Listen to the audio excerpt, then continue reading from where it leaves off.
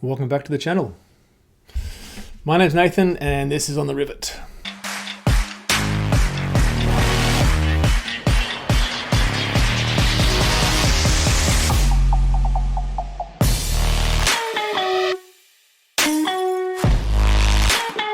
It was a slow week last week. You are too soft. I think I only did about 50 kilometers last week. This week I've done about 50, a bit better. Hopefully I can finish it off on the weekend with a longer ride, like a 70-80k ride on the weekend. But tonight we are hitting stage 2 of the OG series, the Zwift racing series, or the OG July series, something. So we've got 3 laps of the London Classique, which I don't mind as a course. Fantastic course. I kind of like it. I've raced this a lot of times, especially in the chop, which is usually like 4 laps, I think, or 5 laps, something like that. So 3 laps should be pretty good. Still struggling with getting and holding power in my legs. Oh, this is going well. Let's get to the race, by the way. So still struggling to hold power in my legs. Was interested to see how it'd go in this race. It's pretty flat. Well, pretty flat. Gosh, it's one of the flattest race courses there is. And so I was interested to see how I might feel after this and whether I'm starting to get a little bit of confidence back and a little bit of power. So we catch up with the action. I forgot to start recording it before the race started when we were in the pens. So we're in the lead-in. It's one of the longer lead-ins in Zwift. It's not the longest. Can't remember which one it is. I think there's a 7-kilometer lead-in somewhere. I'd have to look it up. But I'm pretty sure I remember us covering that on our podcast in the drops in one of the episodes. So I might have to go back and revisit that. But we've got 34 here in the race. This is C, which is normally where I'm at. At the moment, I'm probably in the lower half of C. I've sort of slipped back about that far in the lower half of C. And, trying to get back to where I was. So I'm keeping to the strategy that I've been working on, and that Zwifty Zwifter has touted as well, which is to stay mid-pack or towards the back, conserve as much of your energy as you can, and sort of let the others do the work for you. Hey, don't hate the player, hate the game. So I'm sitting there at the back there, 178, 170, 200% draft. Try and do everything I can just to maintain my power. Now, normally, this kind of race, again, I feel I'm really suited to. Back in, say, February or March, this would have been a race that I would want to have a crack at and try and break up and break apart if I could. But in this particular case, I'm happy just to sit in like I have been for the last half a dozen races, sit in and maximize as much of that drafting as I can and try and be as efficient as I possibly can. So we've got the lead in here. This is about 5.1 kilometers. Nothing really outrageous happens here, so we might flick this through a little bit. It's actually almost a lap in itself. I mean, laps are about just under 6Ks, 5.5Ks, and this is 5.1K. So we get around, we come along the Thames, and we're going to come up to Northumberland. Now, as Zwifty said, every time you move away from the water, you go uphill. Ain't that the truth? And I kind of forgot about this a little bit because it's been ages since I've ridden London, and Even though I've watched these races, and there's a link in the description below in this video, even though I've watched these races and I've done this 100 times, I almost forgot about it, and I came around the corner thinking, oh yeah, and then realised, oh shit, we've got to climb here. So put a little bit of power in. Nothing too... Now, I would normally give this a bit of a kick and sort of kind of shake the tree a little bit and see what was happening, but in this case, I told myself to sit down, shut up, and just do enough to stay in that pack, and again, try and reserve my power as much as possible. So we come around to the right, and we'll head up, as you can see in the mini-map in the top right-hand corner. We'll head up, do that hairpin, come back around the pointy bit, then around the roundabout, and then the first lap will start. So I'm keeping a close eye. Now again, I've said this and think in all my recent videos, if you're not using Source for Zwift, and when you're racing, then you really need to rethink your strategy. Because all I'm doing for most of this race is just watching that wheel barrel, just keeping an eye on my wheel barrel, and you can see there it's sitting about 15.5, and watching all the others. Now there's an interesting point later in the race where that information was just super useful. Not saying it helped me a lot, but super helpful. That's it, that's the word. All right, so we're gonna come up under the 1 kilometer mark here, which I think has a special name, but I can't remember it. Now we've still got 30 in the pack. I think we started with 34. You can see we've dropped a couple. They're about 6 seconds behind us in that riders nearby group, just up the top there. The top just there. And so there's a couple there, but we've still got a pretty good group here. And look, we're not smacking it by any means. I mean, sure, it's the start of the race, but yeah, the power was pretty low for most of the race. Nobody was really, doing any hard turns off the front. Now, I wonder whether this is sort of a byproduct of the pack dynamics fall. But as far as C goes, this is pretty cruisy. I mean, we're coming up to the start of the first lap. Yeah, I mean, like I'm sort of averaging around that 200 watts, a bit less. Again, trying to stay at that pointy bit of the teardrop as such, of the draft. And one thing I've been practicing more and more is freewheeling. So maybe that's a bit of a reason for my average watts being lower. But if you'll notice that if you watch it, that I'm definitely trying to freewheel more frequently where I can. There we go. There's an example right there. Even if it's just like, half a second. So I'm trusting myself more, allowing that to push me back towards the pack quickly, but not so much that you get kicked out the back. All right, so let's crank this up. And we'll get around that hairpin at the top there. Up around we go. And again, this is all a bit flat. I mean, there's like, you kind of come up about 1% up towards that hairpin, and then it's back down again a little bit here.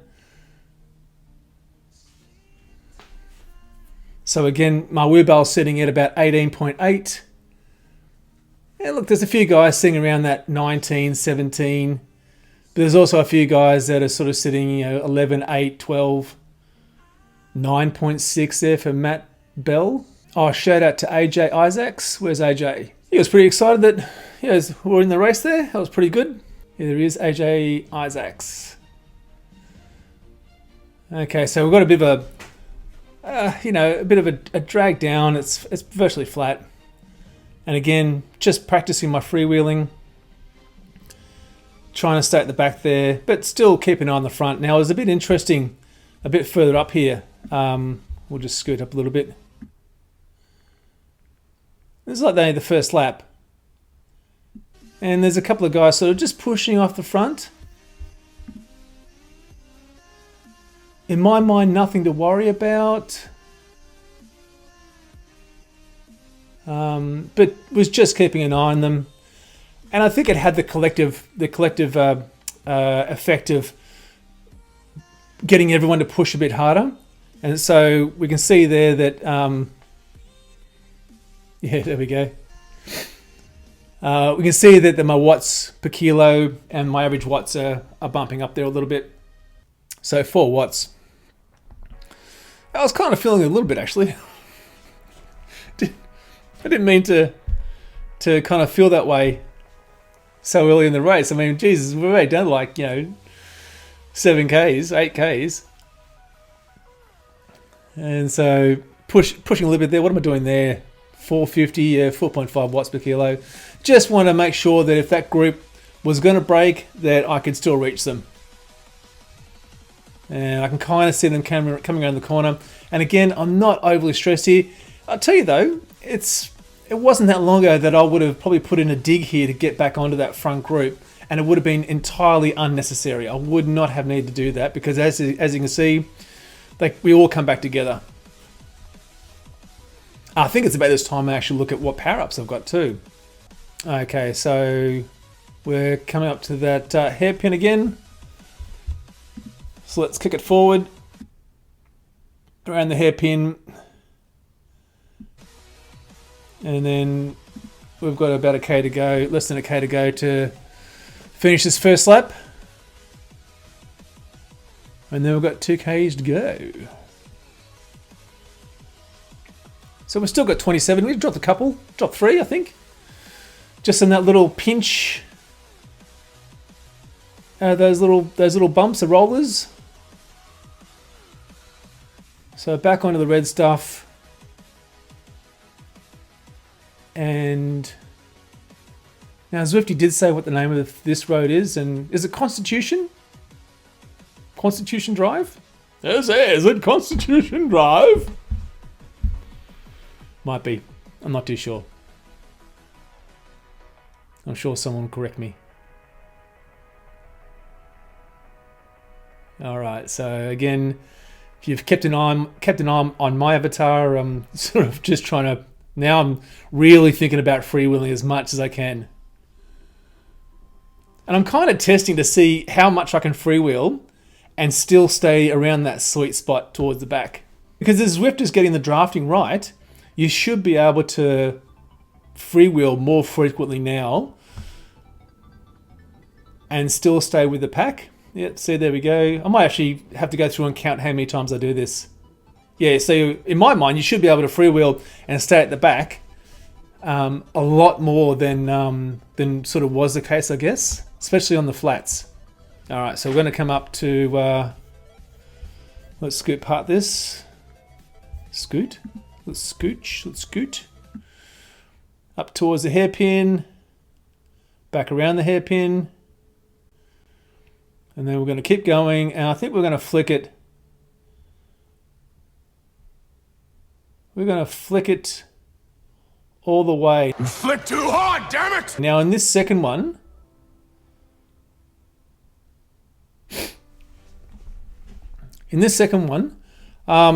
sorry, but nobody really pushed off the front, which is interesting. I thought, oh, why would you push off the front in the first lap and not push off the front in the second lap? But again, pushing up. So what am I doing now? I'm doing, a bit less than last time. Yeah, about the same, maybe 4 watts. Just trying to stay on the front there. I'm on the Canyon Aero Road, 2021 with the disc, the die-cut disc wheels, by the way. Probably should have said that at the start. All right, we're going to come past Nelson's column, and then we'll pretty soon have 1 lap to go. Now, yeah, I've still got a few guys pushing off the front there. I was trying to see who they were, and I'm looking at the table on the right-hand side there, but I really couldn't pick anyone particularly. All right, so still at 26 in this group. Stretching out a little bit. Not really too much to worry about in my mind. Although I am starting to feel it, if I'm honest. Which is a bit frustrating because this is only like I'm only 15 Ks in this and not pushing big watts, and my legs are a little bit getting a little bit hot and bothered, I think. All right, going to come round. Okay, let's scoot forward. So 1K to go. Up and through the banner. Okay, so we've really got this one lap to go. We've got 4Ks to go. And this is where it starts to get interesting. So we're still scooching through. Now, I've got a couple of guys that have gone off the front there. Now, I'm looking at this and I'm thinking there's still 3.5Ks to go. Ooh, too soon, maybe not too sure. Then a couple more guys sort of make the effort, and I'm thinking to myself, no. I can't do it because it's not a smart thing to do. A, we're either going to get them back and re-bunch up, or B, this group's going to bridge that gap and I'll just come along. I wasn't going to put any more effort into this than I absolutely had to. Because I am a lazy man. I love doing nothing. Now, normally, that's a good strategy. Normally, that works.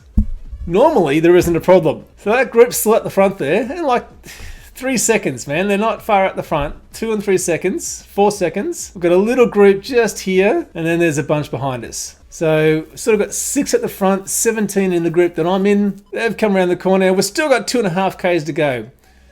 No need to panic just yet. Sure, Jan. But I'm kind of thinking to myself, far out, why isn't anyone else trying to bridge this gap now? All right, so I can just see that they're still there, like 4 seconds. That's not much. And this is where I start to notice a lot of the wheelbarrows and the guys at the front there. I'm still sitting at 13.6. There's a few guys in our pack here that have still got some good numbers there. But the guys out the front are cooking.